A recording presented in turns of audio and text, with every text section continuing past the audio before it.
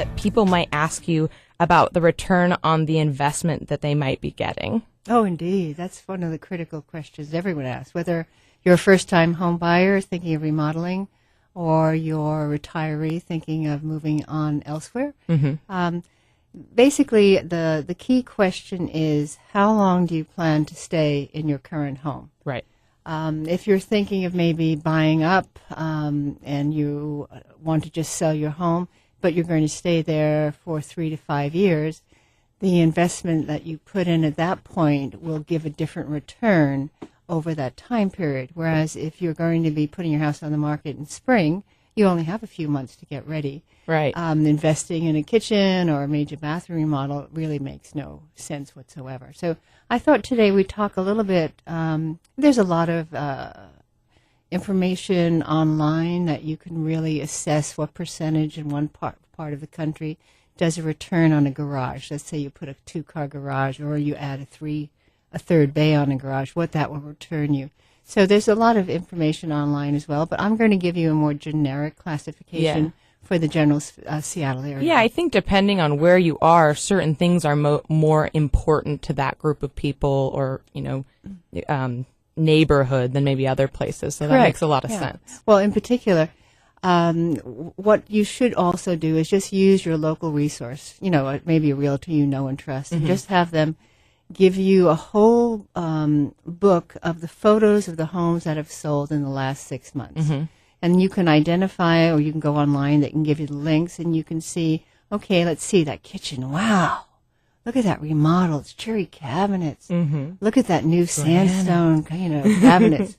What the bathrooms are like, what's doing it. Now, where you live is going to impact what you do to get your house sold. It's going to dictate that, yeah. Definitely, because maybe you're in an area where putting fresh look to your trim and repainting the front and the side of the home that's weathered, making sure your roof has been moss treated, that the chimney flashings are good, and just putting some new handles and knobs on your kitchen and bathroom.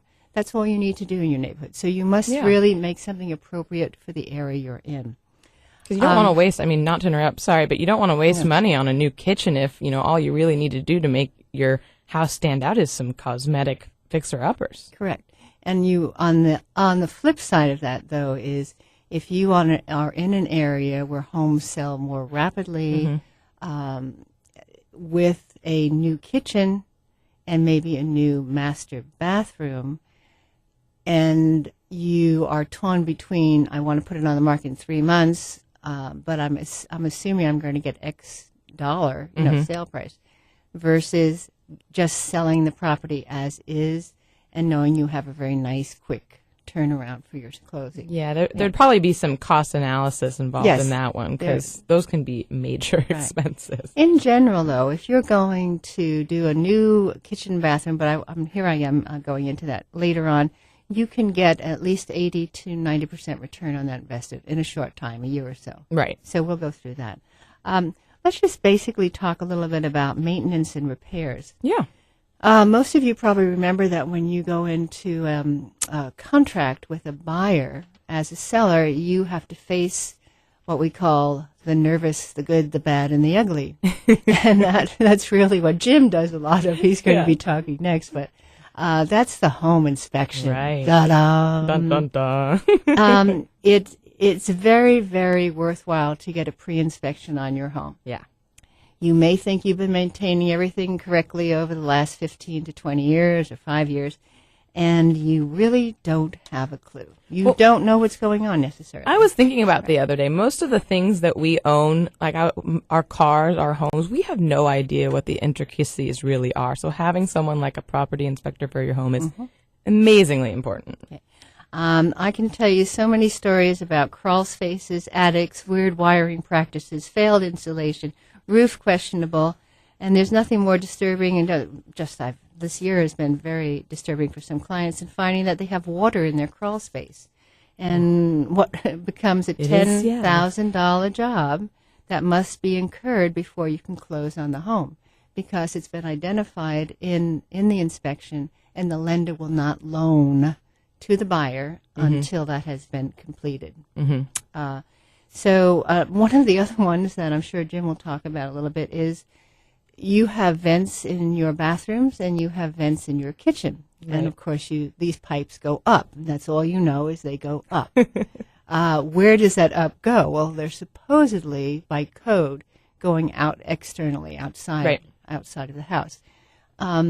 Unfortunately, many of these pipes slip, and they end up diffusing all of these fumes and moisture into the attic spaces, creating mold and contamination and issues with insulation. Not good things. No, these are very scary to buyers. Right. Puts them Mold issues will scare a buyer away very quickly. So very important to have your maintenance and repairs handled before you put your house on the market. Roofs. I think this is a separate segment we should talk about. Jim did a whole segment on roofs once, I believe. Then I won't do a long one. But yeah, go ahead and say what you're going to say. But, especially in the Northwest, because of our weather, and we still have composite roofs, and we have what we call torch-down roofs, there are a lot of issues that come up, even though there have been no leaks known by the seller. When you go in the attic space, you can see signs of where there have been previous water leaks. So you really do want to make sure that your roof has a longevity of the lender's going to ask for up to 5 years. Now, you may need a contractor that will assume that liability, and you'll pay a hefty fee for that. But I think it's good to know what's happening up there before you walk into this. So you try to really minimize any maintenance and repair products in advance of putting your home on the market.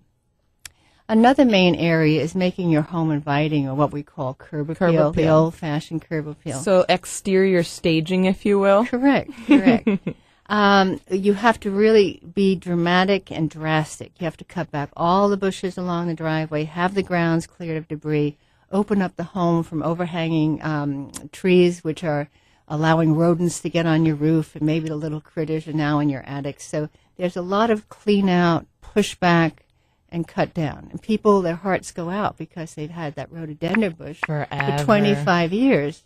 And now it's almost like a house. It's the size of a house. And what is so important, too, about this, though, is it might be emotional, but you kind of have to cut some of those emotional ties when you're selling your home. That picture of the front of the home, is going to be the first thing that most people see on the internet. That's kind of the glory shot in a lot of the situations. And if that coveted rhododendron that took you 25 years to grow is covering, a pretty part of the house, it's not going to work for you. Be cut back. Too. Yeah.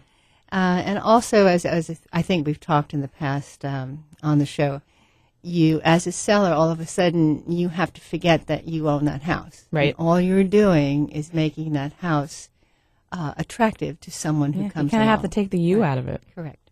Let's see. Let's keep on going. We need to pressure wash all the walkways, the driveway, and decks. Sometimes your asphalt needs to be redone on your driveways. And you really want to make sure the house looks crisp and clean and neat. So sometimes you will have to do the painting or staining, and that's an immediate return. But I want to caution, if you're not a designer, if you can't tell colors correctly, either of both of you or one of you. Do it. No, go to a home decorating, go to Home Depot, Lowe's. They all have, they have good, that's true. And let them pick out a color that's neutral and make sure that the house color and the trim color are very nice, desirable, inviting. Yeah. Now, Hedy, we only have about 2 or 3 minutes left here, so I want to get to this is something we always tend to go long. This is something people might be curious about, is projects that guarantee you money and not. As we mentioned before, you might not want to install that new kitchen if that's not what it's going to take to sell your house. So let's talk about some of them that yield returns and maybe some that don't. Okay. The great return on your investment, even for a year, is remodeling your kitchen. So it's a good one. That's a good one. Now, but when you remodel your kitchen, that just doesn't mean having someone come in and painting up the outside of the cupboards. So that and I don't mean to say this, but you don't want to have to open up a cupboard and see, a 30-year-old cabinet behind that nicely painted door. Right. So you really have to do a proper job of renovation that includes lighting, countertops, backsplash, and normally all new appliances. So this can be, there are companies that do the backsplash and the counters for a modest sum of like $10,000. and then you could pay hundreds of thousands of dollars. Well, that's the thing about remodeling. No project's ever the same, and you might get tile that costs $3 a square foot or $103 or more. Right. If you know you have to have green tile, and you know you're going to live there for 5 years, and I'm just saying green, but or 5 to 7 years, then by all means, go and get what you really want, because you're going to enjoy it, and you still will get a return on your investment in 5 to 7 years. The bathrooms. In your master bath, if you're limited in space, take out the tub and put in a double shower. You think? Mm-hmm. In your master bath. But you also have to have another bathroom that has a full bath with a tile surround. So at least one. Yeah. So you must have one for those families that have small children and they give them baths. So that's a safe bet. And the other thing about your master shower is make sure you have a seat in the shower. Built in, or just a little something you can buy at Target? No, have it built in. Have it built in, because women like to sit and have a little seat. So that's an important part. That could actually probably increase the longevity someone might stay in a home too, right? As they age, it becomes easier. Oh, yeah. Much easier. Those features, though, for aging is not to have a sill on the shower unit. So if you're a young family moving in and you're remodeling or something, you're not really thinking about not having a shower unit without a sill. Right. But for retirees and that, you might change that so you can just have a walk-in shower entry. There's another one, adding a room. Many homes only have 3 bedrooms or have 2 bedrooms, and they're finding their house won't sell.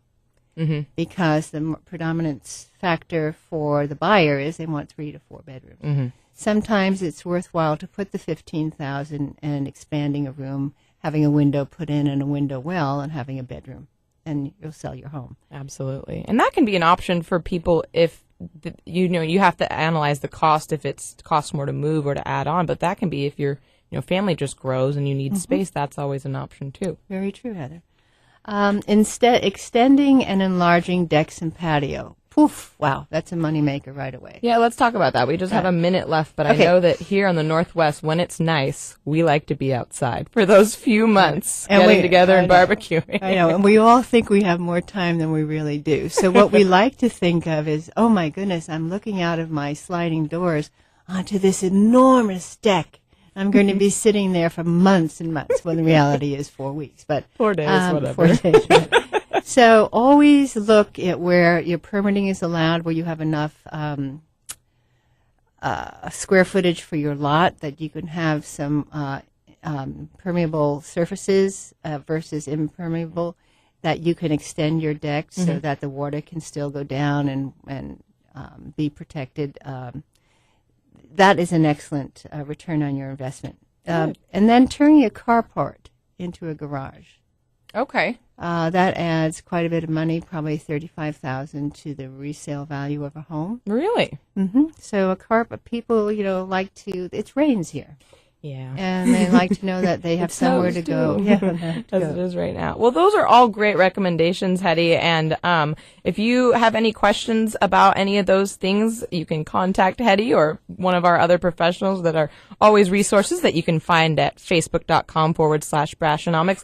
Thanks so much, Hedy, for joining us again. It's always a pleasure to see you. Thank you, Heather. Yeah, when we come back, we'll have Jim Estrada on. My name is Heather Moore. You're listening to Brashenomics, and we'll be right back.